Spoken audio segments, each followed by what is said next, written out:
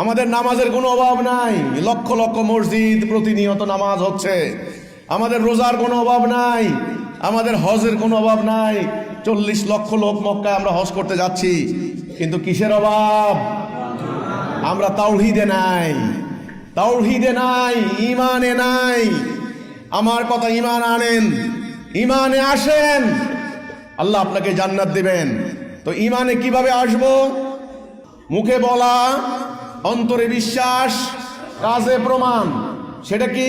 লা ইলাহা ইল্লাল্লাহ মুহাম্মাদুর রাসূলুল্লাহ। আমি সিদ্ধান্ত নিয়েছি, আমি মনে প্রাণে বিশ্বাস করি আল্লাহর এই বিধান ছাড়া কোনো বিধান আমাকে শান্তি দিতে পারবে না। এটা আল্লাহর নাজেল করা বিধান, হক, সত্য, পবিত্র। আরশুল আজিম থেকে লাউহে মাহফুজে সংরক্ষিত ছিল। আল্লাহ মানব জাতির মুক্তির জন্য পাঠিয়েছেন।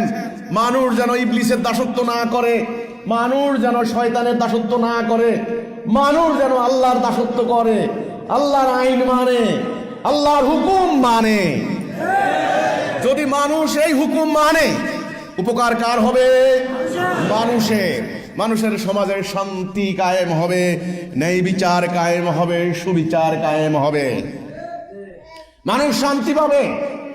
এই শান্তির নাম ইসলাম।